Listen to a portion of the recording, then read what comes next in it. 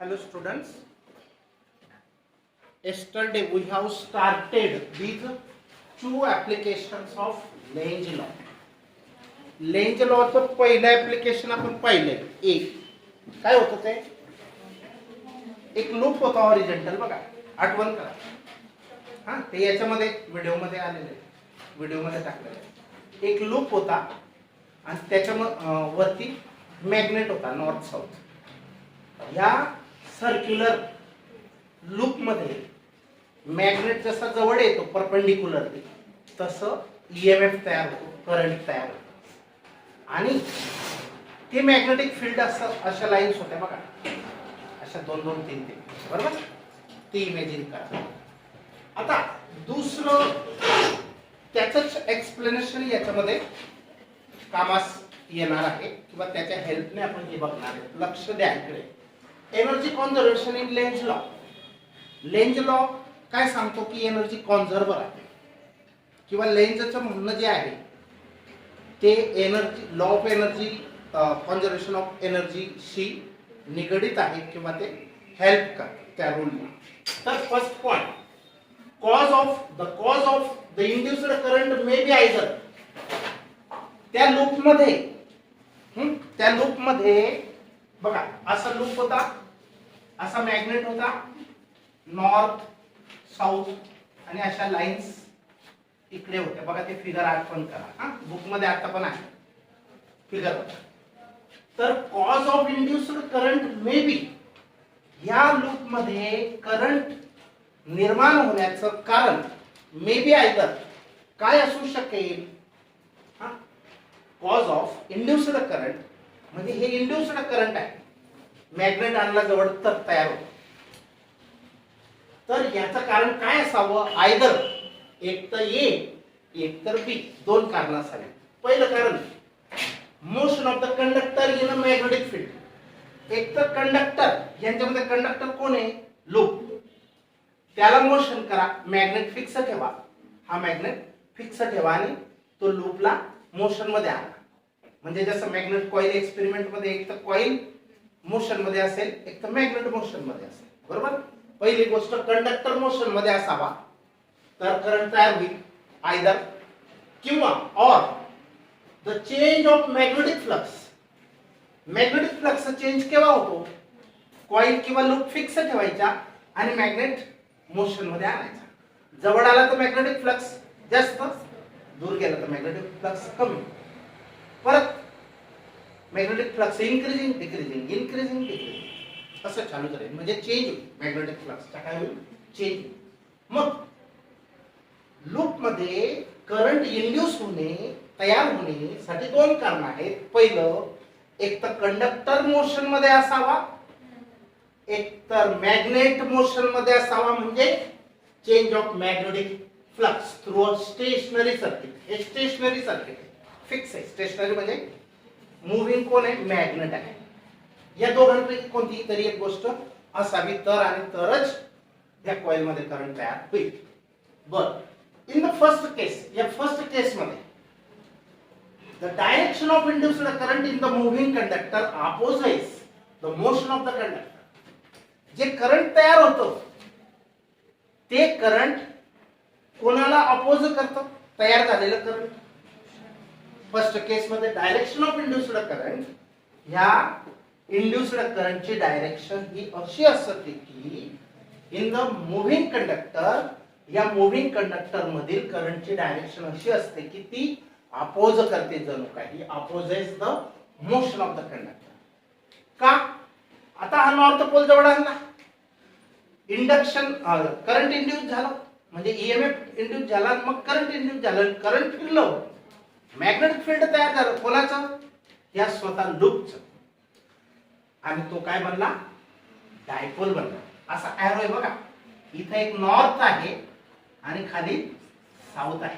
मग हा नॉर्थला काय करेल, अपोज करेल. म्हणून तो अपोज करेल, बरोबर. Conductor opposes the motion of the conductor.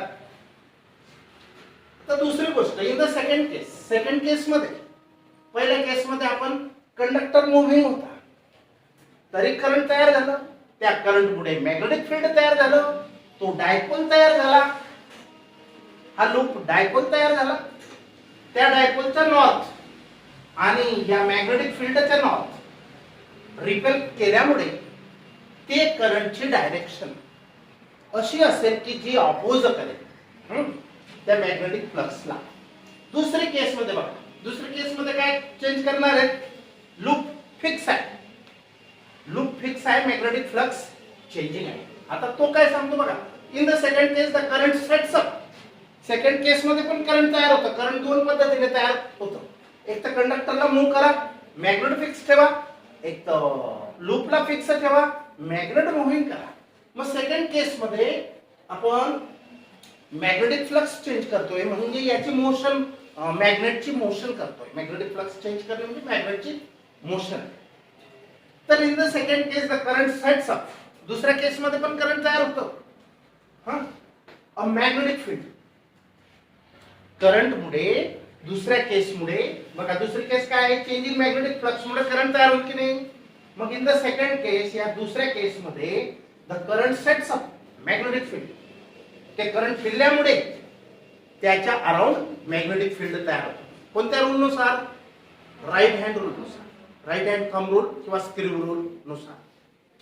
तर in the second case the current sets up a magnetic field within the area bounded by the circuit.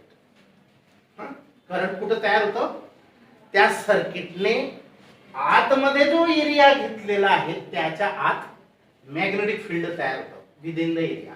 Current sets up a magnetic field कुठं, या लूपच्या मध्ये, म्हणजे area bounded by the loop, त्याच्यामध्ये magnetic field तयार होतं, म्हणजे या लाईन्स तयार होतात.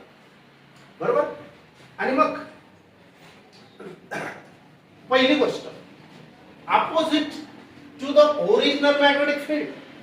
या लाईन्स कशा तयार होतात, या ओरिजिनल मॅग्नेटिक फील्डच्या अपोजिट तयार होतात. म्हणजे इथं नॉर्थ असेल तर हा नॉर्थ तयार होतो, सोपा अर्थ. Opposite to the original magnetic field. If this field is increasing, जर फील्ड वाढत असेल तर अपोजिट असतात हे, आणि जर फील्ड कमी होत असेल तर हे परत असे असतात. म्हणजे एसी करंट असं तयार होतं. एसी करंट, अल्टरनेटिंग करंट, थोडस पुढे जातं, थोडस मागे येतं, आणि असं सेटिंग चालूच राहतं. ते लाईन अप राहतात electrons, charges in the conductor, आणि त्याच्यामुळे करंट एक सारखं सेटिंग राहतं त्याचं. तसं डीसीचं नाही. एसी ची डायरेक्शन रिव्हर्स होत असते, लक्षात ठेवा. जातं येतं, जातं येतं. मग हे समजलं, हा point opposite to the original magnetic field. If this field is increasing but, परंतु in the same direction of original field. पण डायरेक्शन जर सेम असेल, ही पहिली केस काय होती, डायरेक्शन ऑपोजिट, नॉर्थ नॉर्थ. दुसरी जर डायरेक्शन सेम असेल, केव्हा असेल, हा वरती जाईल ना त्यावेळेला चेंज होतो डायरेक्शन ऑफ करंट. जर डायरेक्शन ऑफ करंट चेंज झाली, याचा नॉर्थ साऊथने चेंज होत, याचा साऊथ नॉर्थ चेंज होतो, याचा नॉर्थ बनतो साऊथ आणि साऊथ बनतो नॉर्थ, उलटे होते डायपोल मुवमेंट. लगेच इन्क्रीजिंग झालं करंट तर नॉर्थ वरती साऊथ खाली, आणि करंट इन्क्रीज केव्हा होतं, हा जवळ आला, मॅग्नेट जवळ आला, मॅग्नेट दूर नेला तर करंट लगेच रिव्हर्स जातं, जागेवर बसतं. त्यावेळेला साऊथ वरती, नॉर्थ खाली. मग हा साऊथ नॉर्थला काय करेल, अट्रॅक्ट करेल. तर बघा, इन द सेम डायरेक्शन. मग जर डायरेक्शन सेम, पहिल्या केस मध्ये ऑपोजिट होती डायरेक्शन, आता दुसऱ्या केस मध्ये in the same direction of the original field. If the field is decreasing, म्हणजे हा वरती गेलेला असेल दूर, फील्ड डिक्रीजिंग होत असेल, thus it is the change in flux. यालाच म्हणतात चेंज इन फ्लक्स. मॅग्नेट जवळ आला, वरती नॉर्थ खाली साऊथ, काय करतील, ऑपोजिट. जर मॅग्नेट दूर नेला तर काय होईल, मॅग्नेटिक फील्ड डिक्रीजिंग. म्हणजेच एक वेळेला इन्क्रीजिंग होतो, एक वेळेला डिक्रीजिंग होतो. आणि याची जी डायपोल आहे लूपची, ही चेंज होत राहते. कधी नॉर्थ वरती साऊथ खाली, मॅग्नेट जवळ आला तर आणि दूर गेला तर साऊथ लगेच डायपोल चेंज होते, ओरिएंट होते. ओरिएंट होणे म्हणजे फिरून जाणे. हा पुढे आहे ओरिएंटेड. म्हणजेच फ्लक्स हा काय होतो, चेंज होतो. फ्लक्स कोण तयार करतो, हा मॅग्नेट. आघात करतो, कमी करतो, वाढवतो, कमी करतो, करंट वाढतं, कमी होतं, असं चालू राहतं. तर डिक्रीजिंग, इनक्रीजिंग और डिक्रीजिंग फील्ड, मॅग्नेटिक फील्ड मुळे thus it is the change in flux which is opposed by the induced current. की ज्या मॅग्नेटिक फ्लक्सला कोण अपोज करतं, जे करंट तयार झालेले ते अपोज करतं. लेंझ लॉ मध्ये आपण पाहिलं.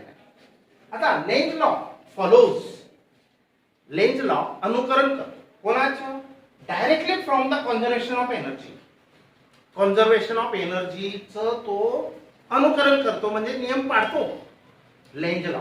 कसं तर बघा, the induced current in the circuit, या सर्किट मध्ये जे करंट तयार झालं, the induced current in the circuit, या सर्किट मध्ये जे पण करंट तयार झालं, वन्स स्टार्टेड, एकदाच का तयार व्हायला लागलं, फ्लोईंग इन द लूप, ते लूप मध्ये काय होतं, फिरायला लागलं.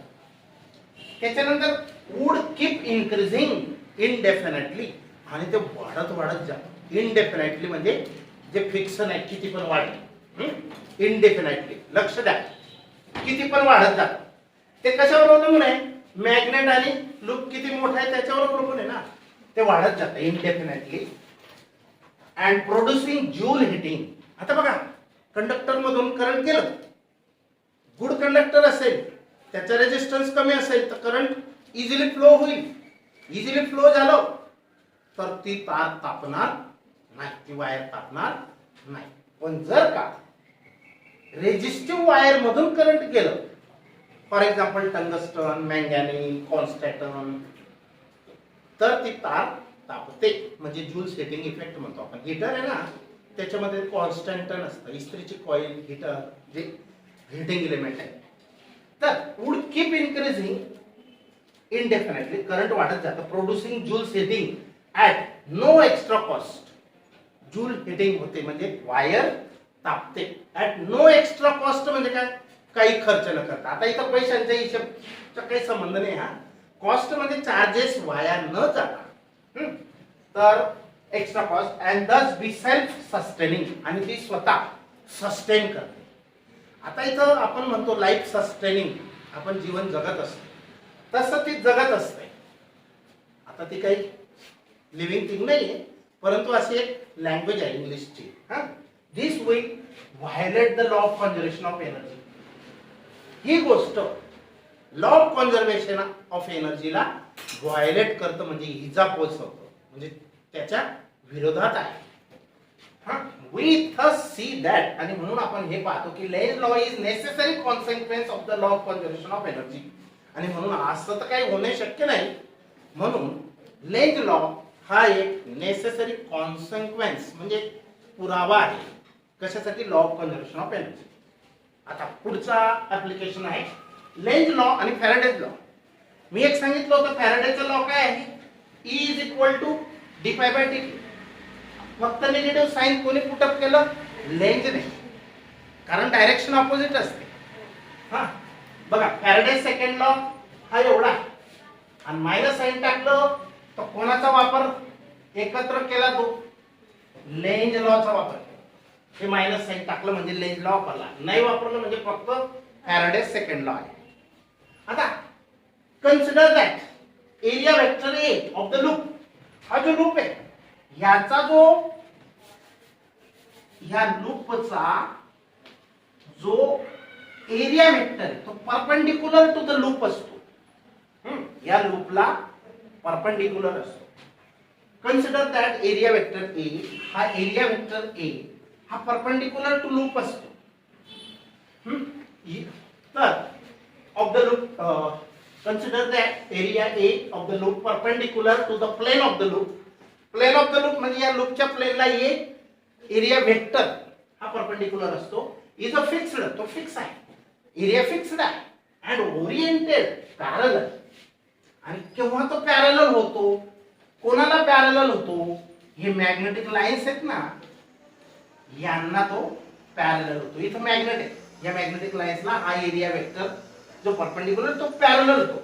मग त्यांच्यामध्ये दोघांमध्ये काय अँगल आहे? पॅरलल असतील तर angle 0 to the magnetic field B. हे मॅग्नेटिक फील्ड आहे. या मॅग्नेटिक फील्ड बी ला या लाईन्स याला ए हा काय आहे? पॅरलल आहे म्हणून थीटा 0 आहे. बी आणि ए हा पॅरलल आहे म्हणजे अँगल थीटा 0 आहे. The magnetic field of B increases with time. आणि मॅग्नेटिक फील्ड वाढत जातं विथ टाइम म्हणजे तो मॅग्नेट जसं जसं जवळ येतो तसं. हा बाय डेफिनेशन ऑफ फ्लक्स. फ्लक्सची डेफिनेशन काय आहे? Flux per unit area is the magnetic field. हा फॉर्म्युला आहे. Flux magnetic flux per unit area. Unit area मधून किती लाईन्स पास झाल्या that is flux per unit area is the magnetic field. मग आपल्याला फाय ची व्हॅल्यू पाहिजे असेल तर हा ए बी ला मल्टिप्लाय करा. B into A is equal to phi. Phi is equal to B. बरोबर. आता या फाय ची व्हॅल्यू इथे पुटअप करा. मग काय तयार होईल बघा. E is equal to minus जसंच्या तसं डी बाय डी टी जसंच्या तसं फाय ची व्हॅल्यू काय टाकली आपण? बी. समजलं.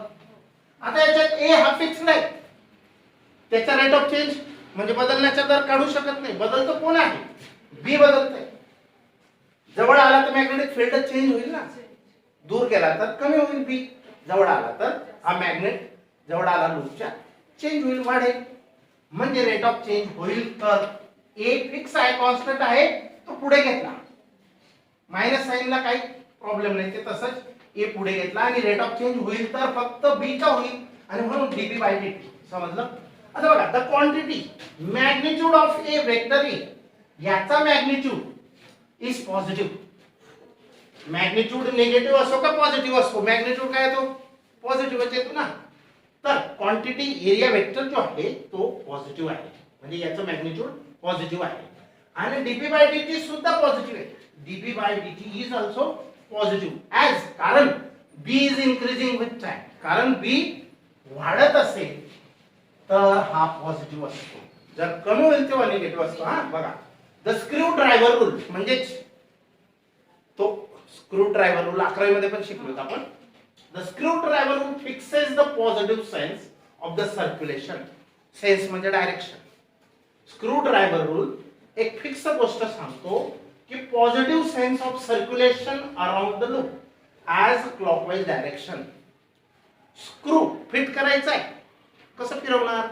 असं फिरवणार मध्ये जाईल ना स्क्रू. आणि काढायचा आहे तर उलट फिरवणार.